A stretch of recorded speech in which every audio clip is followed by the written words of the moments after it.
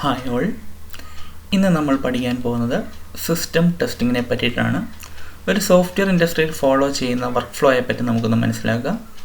Software ഇൻഡസ്ട്രിയിൽ നമ്മൾ modular programming follow ചെയ്യുന്നു. ഓരോ ഇൻഡിവിജ്വൽ ടീംസും അല്ലെങ്കിൽ ഓരോ ഇൻഡിവിജ്വൽ ഡെവലപ്പേഴ്സും അവരവർ ഡെവലപ്പ് ചെയ്യുന്ന മോഡ്യൂൾസ് അല്ലെങ്കിൽ യൂണിറ്റ്സ് ടെസ്റ്റ് ചെയ്യുന്നു.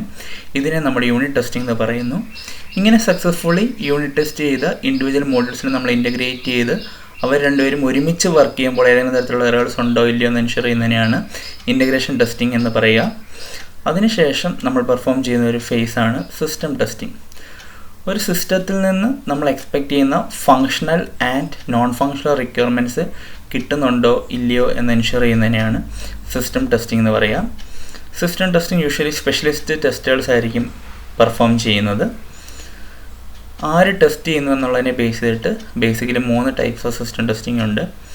ഡെവലപ്പ് ചെയ്യുന്ന ഡെവലപ്പർ തന്നെയാണ് ടെസ്റ്റ് ചെയ്യുന്നതെങ്കിൽ നമ്മളതിനെ ആൽഫ ടെസ്റ്റിംഗ് എന്ന് പറയും.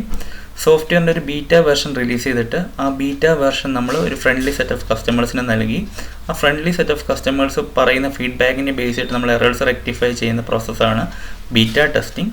ഒരു സോഫ്റ്റ്വെയർ വാങ്ങാൻ ഉദ്ദേശിക്കുന്ന ടാർഗറ്റ് കസ്റ്റമർ ആ സോഫ്റ്റ്വെയർ വാങ്ങണോ വേണ്ടയോ എന്ന് ഡിറ്റർമിൻ ചെയ്യാൻ വേണ്ടിയിട്ട് നടത്തുന്ന ടെസ്റ്റിംഗാണ് ആക്സെപ്റ്റൻസ് ടെസ്റ്റിംഗ്. ഇനി ഒരു സിസ്റ്റത്തിൻ്റെ നോൺ ഫങ്ഷണൽ റിക്വയർമെൻറ്റ്സ് ടെസ്റ്റ് ചെയ്യുന്ന സിസ്റ്റം ടെസ്റ്റിംഗ് ടൈപ്സാണ് നമ്മൾ പഠിക്കാൻ പോകുന്നത്. ഒന്നാമത്തേത് ഫങ്ഷണാലിറ്റി ടെസ്റ്റിംഗ്. ഒരു സിസ്റ്റത്തിൽ നമ്മൾ എക്സ്പെക്റ്റ് ചെയ്യുന്ന എല്ലാ ഫങ്ഷണാലിറ്റീസും കിട്ടുന്നുണ്ടോ ഇല്ലയോ എന്ന് എൻഷുർ ചെയ്യുന്നതിനെയാണ് ഫങ്ഷണാലിറ്റി ടെസ്റ്റിംഗ് എന്ന് പറയുന്നത്. രണ്ടാമത്തേത് റിക്കവറബിലിറ്റി ടെസ്റ്റിംഗ്. സിസ്റ്റം ഏതെങ്കിലും തരത്തിലുള്ളൊരു ഫെയിലിയർ സിറ്റുവേഷനിലൂടെ കടന്നു പോവുകയാണെങ്കിൽ അത് പെട്ടെന്ന് തന്നെ റെക്ടിഫൈ ചെയ്ത് അത് തിരിച്ച് റിക്കവർ ചെയ്യുന്നുണ്ടോ അല്ലെങ്കിൽ എത്രത്തോളം വേഗത്തിൽ അത് റിക്കവർ ചെയ്ത് അതിൻ്റെ ഫങ്ഷണാലിറ്റീസ് തരുന്നുണ്ടോ തുടങ്ങിയ കാര്യങ്ങൾ എൻഷുർ ചെയ്യുന്നതിനെയാണ് റിക്കവറബിലിറ്റി ടെസ്റ്റിംഗ് എന്ന് പറയുന്നത്.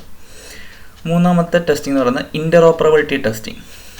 ഒരു സിസ്റ്റം ഒരു തേർഡ് പാർട്ടി പ്രൊഡക്റ്റുമായിട്ട് കറക്റ്റായിട്ട് വർക്ക് ചെയ്യുന്നുണ്ടോ അല്ലെങ്കിൽ ഡിഫറെൻറ്റ് ഓപ്പറേറ്റിംഗ് സിസ്റ്റം പ്ലാറ്റ്ഫോംസിലും ഡിഫറെൻറ്റ് ഹാർഡ്വെയർ പ്ലാറ്റ്ഫോംസിലും ഒരു ഇഷ്യൂസും ഉണ്ടാക്കാതെ കറക്റ്റായിട്ട് വർക്ക് ചെയ്യുന്നുണ്ടോ തുടങ്ങിയവയൊക്കെ എൻഷുർ ചെയ്യുന്നതിനെയാണ് ഇൻ്ററോപ്പറബിലിറ്റി ടെസ്റ്റിംഗ് എന്ന് പറയുന്നത്. Next performance testing. ഒരു സിസ്റ്റം അതിൽ നിന്ന് എക്സ്പെക്റ്റ് ചെയ്യുന്ന ഫങ്ഷണാലിറ്റീസ് നല്ല പെർഫോമൻസിൽ നമുക്ക് തരുന്നുണ്ടോ എന്ന് എൻഷുർ ചെയ്യുന്നതിനാണ് പെർഫോമൻസ് ടെസ്റ്റിംഗ് എന്ന് പറയുക. നല്ല പെർഫോമൻസ് എന്ന് ഉദ്ദേശിക്കുന്നത് കൊണ്ട് സിസ്റ്റത്തിൽ നിന്ന് നമ്മൾ എക്സ്പെക്റ്റ് ചെയ്യുന്ന എഫിഷ്യൻസി, സ്പീഡ്, ആക്യുറസി തുടങ്ങിയ കാര്യങ്ങളൊക്കെയാണ് നമ്മൾ പെർഫോമൻസ് ടെസ്റ്റിങ്ങിൽ മെയിൻലി എൻഷുർ ചെയ്യുന്നത്. Next scalability testing. ഒരു എബിലിറ്റി ടു എക്സ്പാൻഡ് എന്നുള്ളതിനെയാണ് നമ്മൾ സ്കെയിലബിലിറ്റി എന്ന് പറയുന്നത്. ഫോർ എക്സാമ്പിൾ ഒരു നെറ്റ്വർക്ക് സോഫ്റ്റ്വെയറിനെ പറ്റി കൺസിഡർ ചെയ്യുക. അതിന് at A time 100 client request handle ചെയ്യാൻ പറ്റുമെന്ന് വിചാരിക്കുക. ഇപ്പോൾ അതിനൊരു 1000 ക്ലയൻറ്റ് റിക്വസ്റ്റ് വന്നു കഴിഞ്ഞാൽ അതിനെ ഹാൻഡിൽ ചെയ്യാൻ പറ്റുമോ ഇല്ലയോ എന്ന് എൻഷുർ ചെയ്യുന്നതിനാണ് സ്കെയിലബിലിറ്റി ടെസ്റ്റിംഗ്. അല്ലെങ്കിൽ അതിന് എത്രത്തോളം സ്വയം എക്സ്പാൻഡ് ചെയ്യാനുള്ള കേപ്പബിലിറ്റി ഉണ്ട് എന്ന് എൻഷുർ ചെയ്യുന്നതിനാണ് സ്കെയിലബിലിറ്റി ടെസ്റ്റിംഗ് എന്ന് പറയുക. അതിൽ ജോഗ്രഫിക് സ്കെയിലിംഗ് ഉണ്ട്, റിസോഴ്സ് സ്കെയിലിംഗ് ഉണ്ട്, യൂസർ സ്കെയിലിംഗ് ഉണ്ട്. യൂസർ സ്കെയിലിംഗ് എന്ന് പറഞ്ഞാൽ എത്രത്തോളം എൻഡ് യൂസേഴ്സിന് അറ്റ് എ ടൈം ആ സോഫ്റ്റ്വെയർ ഹാൻഡിൽ ചെയ്യാൻ പറ്റുന്നുള്ളത്. ജോഗ്രഫിക് സ്കെയിലിംഗ് എന്ന് പറഞ്ഞാൽ ഫോർ എക്സാമ്പിൾ നമ്മളൊരു ബാങ്കിന് വേണ്ടിയിട്ട് ഒരു സോഫ്റ്റ്വെയർ ഡെവലപ്പ് ചെയ്തു. അത് ഒരു സിറ്റിയിലുള്ള എല്ലാ ബാങ്ക്സിനും വേണ്ടി യൂസ് ചെയ്യാൻ പറ്റുമ്പോൾ അവിടെ ജോഗ്രഫിക്കലി സ്കെയിൽ ചെയ്തു. അതൊരു കൺട്രിയിലുള്ള എല്ലാ ബാങ്കുകൾക്ക് വേണ്ടിയിട്ട് ആ സോഫ്റ്റ്വെയർ നമ്മൾ യൂസ് ചെയ്യുകയാണെന്നുണ്ടെങ്കിൽ അത് വീണ്ടും ജോഗ്രഫിക്കലി അത് എക്സ്പാൻഡ് ചെയ്തു. ഇതാണ് ജോഗ്രഫിക്കൽ സ്കെയിലിംഗ് എന്നുകൊണ്ട് ഉദ്ദേശിക്കുന്നത്.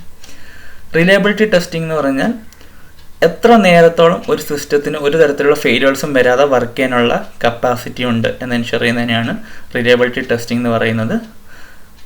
റിലയബിലിറ്റി എന്ന് പറയുന്നത് probability of A failure free operation. എത്രത്തോളം നേരം എറർ ഒന്നും വരാതെ ഫെയിലിയർ ഒന്നും വരാതെ ഒരു സിസ്റ്റത്തിന് കണ്ടിന്യൂസ് വർക്ക് ചെയ്യാൻ പറ്റും എന്നുള്ളതിൻ്റെ പ്രോബിലിറ്റിയാണ് ബേസിക്കലി റിലയബിലിറ്റി എന്ന് പറയുന്ന വാല്യൂ റെഫർ ചെയ്യുന്നത്. യൂഷ്വലി റിലയബിലിറ്റിയുടെ വാല്യൂ 0നും 1നും ഇടയിലായിരിക്കും. കാരണം റിലയബിലിറ്റി എന്ന് പറയുന്നത് പ്രോബിലിറ്റിയാണ്. Next documentation testing. ഒരു സിസ്റ്റത്തിന് വേണ്ടി നമ്മൾ ഡെവലപ്പ് ചെയ്ത യൂസർ ഗൈഡും അതിൻ്റെ മാനുവലും ഒക്കെ കറക്റ്റായ രീതിയിലാണോ ഡെവലപ്പ് ചെയ്തതെന്ന് എൻഷുർ ചെയ്യുന്നതിനെയാണ് ഡോക്യുമെൻറ്റേഷൻ ടെസ്റ്റിംഗ് എന്ന് പറയുന്നത്. Next security testing. ഒരു സിസ്റ്റത്തിൻ്റെ അകത്ത് യാതൊരു തരത്തിലുള്ള അൺഓതറൈസ്ഡ് ആക്സസും യാതൊരു തരത്തിലുള്ള ഡേറ്റ ലീക്കേജും ഉണ്ടാവുന്നില്ല എന്ന് എൻഷുർ ചെയ്യുന്നതിനെയാണ് സെക്യൂരിറ്റി ടെസ്റ്റിങ്ങിൽ നമ്മൾ ചെയ്യുന്നത്. നെക്സ്റ്റ് വളരെ ഇമ്പോർട്ടൻ്റ് ആയിട്ടുള്ളൊരു സിസ്റ്റം ടെസ്റ്റിംഗ് ടൈപ്പാണ് റിഗ്രഷൻ ടെസ്റ്റിംഗ്. ഫോർ എക്സാമ്പിൾ നമ്മളൊരു സോഫ്റ്റ്വെയർ യൂണിറ്റ് ടെസ്റ്റിങ്ങും ഇൻ്റഗ്രേഷൻ ടെസ്റ്റിങ്ങും സിസ്റ്റം ടെസ്റ്റിങ്ങും എല്ലാം കഴിഞ്ഞ് കസ്റ്റമർക്ക് കൊടുത്തു. അപ്പോഴാണ് കസ്റ്റമർ അതിനുള്ളിൽ ഒരു എറർ ഉണ്ടെന്നുണ്ട് തിരിച്ചു കൊണ്ടുവരുന്നത്. അപ്പോൾ നമ്മൾ വീണ്ടും ആ എററിനെ മോഡിഫൈ ചെയ്തു. ഇപ്പോൾ നമ്മൾ എററിനെ മോഡിഫൈ ചെയ്ത് പുതിയ കോഡ് എഴുതിയപ്പോൾ ആ പുതിയ കോഡ് നമ്മൾ ഓൾറെഡി എഴുതിയിരിക്കുന്ന പ്രീവിയസ്ലി സക്സസ്ഫുള്ളി ടെസ്റ്റ് ചെയ്ത കോഡിനെ ഏതെങ്കിലും തരത്തിൽ അഫക്റ്റ് ചെയ്തിട്ടുണ്ടോ എന്ന് എൻഷുർ ചെയ്യുന്നതിനെയാണ് റിഗ്രഷൻ ടെസ്റ്റിംഗ് എന്ന് പറയുക. അല്ലെങ്കിൽ നമ്മൾ ഓൾറെഡി ഇൻഡിവിജ്വലി യൂണിറ്റ് ടെസ്റ്റ് ചെയ്ത മോഡ്യൂൾസിനെല്ലാം നമ്മൾ വീണ്ടും ടെസ്റ്റ് ചെയ്യേണ്ടിയിരിക്കുന്നത്. കാരണം നമ്മൾ പുതിയതായിട്ട് എഴുതിയ കോഡ് ഏതെങ്കിലും തരത്തിൽ നേരത്തെ ടെസ്റ്റ് ചെയ്ത് വെച്ചിരിക്കുന്ന കോഡിനെ അഫക്റ്റ് ചെയ്തിട്ടുണ്ടോ ഇല്ലയോ എന്നുള്ളത് നമ്മൾ എൻഷുർ ചെയ്യണം. ഇതിന് നമ്മൾ റിപ്പീറ്റഡ് ടെസ്റ്റിംഗ് എന്ന് പറയും. നമ്മൾ വീണ്ടും ഓൾറെഡി ടെസ്റ്റ് ചെയ്ത മോഡ്യൂൾസിനെ പുതിയ കോഡ് ആഡ് ചെയ്യുമ്പോൾ ടെസ്റ്റ് ചെയ്യുന്നു. ഇതിനെയാണ് റിഗ്രഷൻ ടെസ്റ്റിംഗ് അല്ലെങ്കിൽ റിപ്പീറ്റഡ് ടെസ്റ്റിംഗ് എന്ന് പറയുന്നത്. ഈ റിഗ്രഷൻ ടെസ്റ്റിംഗ് എന്ന് പറയുന്നത് ഭയങ്കര ടൈം കൺസ്യൂമിങ്ങും ചിലവ് കൂടിയുമായിട്ടുള്ള പ്രോസസ്സാണ്. കാരണം ഓൾറെഡി ടെസ്റ്റ് ചെയ്ത് വെച്ചിരിക്കുന്ന സാധനമാണ്. നമ്മളതിലേക്ക് പുതിയൊരു മോഡ്യൂൾ ആഡ് ചെയ്യുക അല്ലെങ്കിൽ പുതിയൊരു എറർ ഫിക്സ് ചെയ്യുമ്പോഴത്തേക്കും ആ പുതിയ എറർ പഴയ മോഡ്യൂൾസിന് എന്തെങ്കിലും തരത്തിലുള്ള ഇഷ്യൂസ് ഉണ്ടാക്കിയിട്ടുണ്ടോ എന്നുള്ളത് നമ്മൾ ടെസ്റ്റ് ചെയ്യുന്നു. അപ്പോൾ വീണ്ടും ടെസ്റ്റ് ചെയ്യുന്ന കാരണം ടൈമും കോസ്റ്റും ഒക്കെ നമുക്ക് നഷ്ടമാണ്.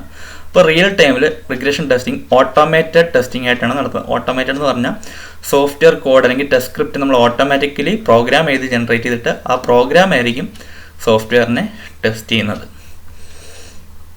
നെക്സ്റ്റ് V&V ടെസ്റ്റിംഗ് അല്ലെങ്കിൽ വെരിഫിക്കേഷൻ ആൻഡ് വാലിഡേഷൻ ടെസ്റ്റിംഗ്. ഈ വി മോഡൽ ഗ്രാഫിൽ ലെഫ്റ്റ് സൈഡിൽ കാണുന്നതാണ് വെരിഫിക്കേഷൻ ടെസ്റ്റിംഗ്, റൈറ്റ് സൈഡിൽ കാണുന്നതാണ് വാലിഡേഷൻ ടെസ്റ്റിംഗ്. നമ്മൾ റിക്വയർമെൻറ്റ് സ്പെസിഫിക്കേഷൻ കസ്റ്റമറിൽ നിന്ന് വാങ്ങുന്നു. ആ റിക്വയർമെൻറ്റ് സ്പെസിഫിക്കേഷനെ ബേസ് ചെയ്തിട്ട് നമ്മൾ ഹൈ ലെവൽ ഡിസൈൻ ചെയ്യുന്നു. ഹൈ ലെവൽ ഡിസൈനിൽ നമ്മൾ ഡീറ്റെയിൽ ഡിസൈനായിട്ടുള്ള UML ഡയഗ്രാംസ്, DFDs തുടങ്ങിയ കാര്യങ്ങളൊക്കെ വരയ്ക്കുന്നു.